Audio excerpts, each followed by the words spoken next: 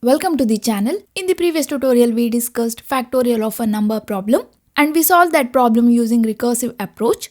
Today in this tutorial, let's see how this program works with an example. Okay, here we have our program. This is a function. It is a recursive function because this function calls itself. Execution begins from here. Take the input from the user. Let's enter number as 5. Next, if condition. If n is less than 0, here 5 is less than 0. No, false. So it will execute else block. Print factorial of n is, here we can see the function call.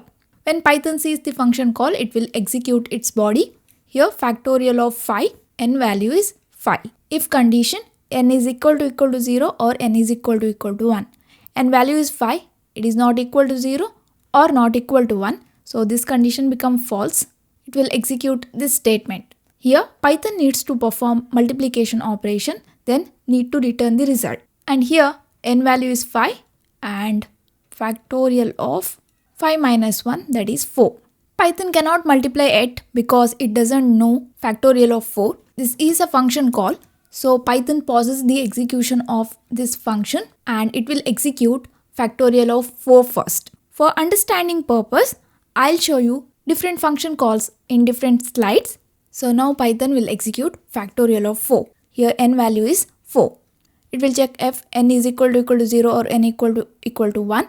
No, this condition is false. It will execute this. Here n value is 4 and factorial of 3.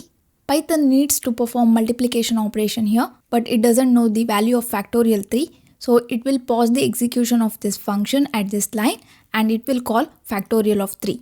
It will execute factorial of 3. Here n value is 3. If n is equal to 0 or n equal to 1, false. It will execute this statement. Here Python needs to perform mathematical operation 3 multiply factorial of 2, but it doesn't know the value of factorial 2. It is a function call, so it will pause the execution of this function and it will execute factorial of 2. Here n value is 2. This is factorial of 2. If n is equal to 0 or n equal to 1, no. So it will execute this statement. Here 2 multiply factorial of 1. To perform multiplication, Python needs to know the value of this. It is a function call.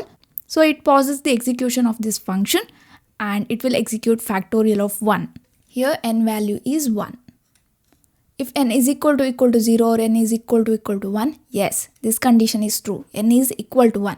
So it will return 1. So this function will return 1. This function is called here, so it will return the result here. So factorial of 1, it will return 1. It will return the result and it will stop the execution of the function. Close this. So factorial of 1 is called here, so it will return the result here. Factorial of 1 is 1. So here 1. Now Python will resume the execution of this function. So it will perform the multiplication operation 2 multiply 1, that is 2. Now this function will return 2 and stop the execution. Return 2 and stop. That function was called here. So now this factorial of 2 returns value 2. Now Python will resume the execution of this function. It will perform multiplication operation 3 multiply 2, 6. And it will return that value. So this function will return 6. That function was called here. So factorial of 3 is 6 now. That is 6. Python will resume the execution of this function.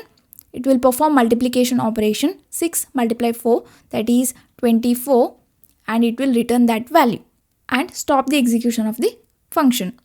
This function was called here. It will return value and stop. So here factorial of 4 is 24. Now Python will resume execution of this function. It will perform multiplication 5 multiply 24, it is 120. It will return that value. This function was called here, so it will return that value here. So in the output we'll get factorial of 5 is 120. Here you can see that. Okay, so this is how this factorial program using recursion works. That's it for now guys. Thank you for watching. Don't forget to subscribe to my channel. I'll meet you in next class. Till then, take care.